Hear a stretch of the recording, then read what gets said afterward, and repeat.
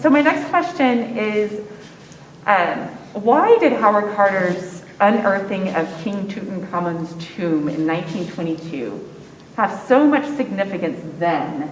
And why do you think it still has such significance 100 years later?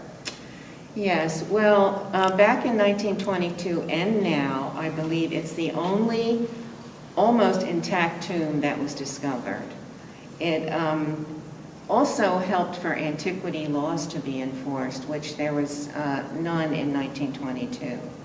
And now artifacts can be protected, and no one can go and just start to dig in the Valley of the Kings or anywhere in Egypt. You need a permit, and special restrictions require.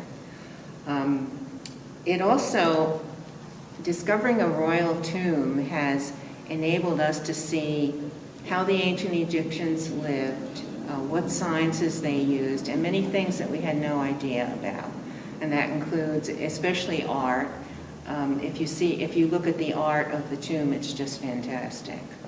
And so is this something that King Tut was King Tut's tomb found? Where was it in relation to some of the other findings that had already been found there? Right. Well, it is in the Valley of the Kings, which is Luxor, and the tomb of Ramses IV actually sits above the tomb, and that was excavated many years before Tut's was even discovered.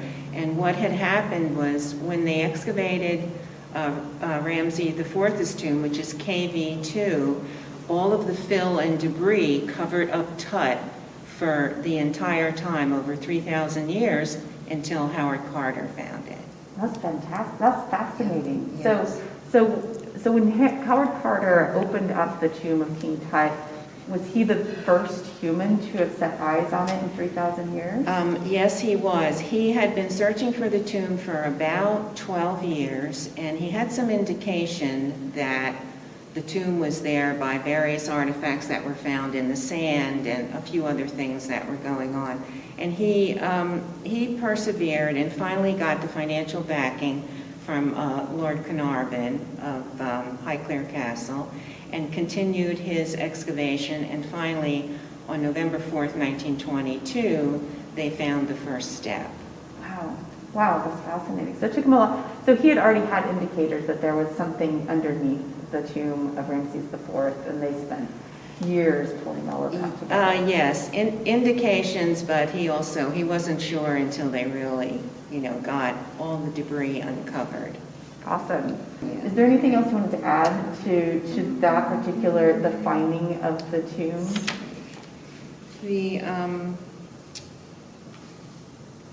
Well, I think that if anyone has read Howard Carter's book, and I think, or anything's on KV62, and I'll just say here, KV is Kings Valley, and there are now 63 tombs in the Valley of the Kings. I was actually part of 63, but 62 was the first one that was ever uncovered.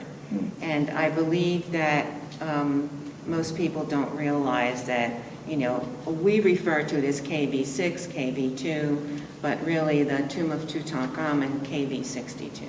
Oh, okay. So numbering was started by Sir Alan Gardner. Okay, and that goes from like the number of the first one that was found to the last one that's been found? Yes, when they first started to number them so they could keep track of the tombs. So it's really been almost 100 years since we found many new tombs. King Tut's kind of the last major tomb that we've found. Well, it is the last major one, but KV63, which was one by the late Dr. Otto Schadin, is right across the causeway from KV62. We think it may be related in some respect, although not much was found in it.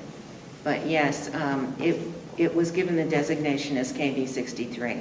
But you're right about KV62 being the only intact royal tomb that was found.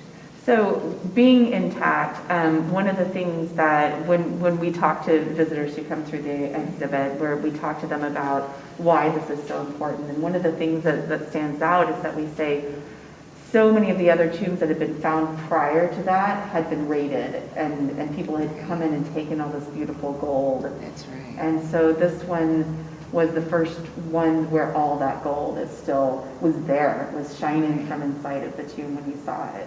Well, most people do realize the tomb was actually violated twice, but it was resealed probably by the priests of that era.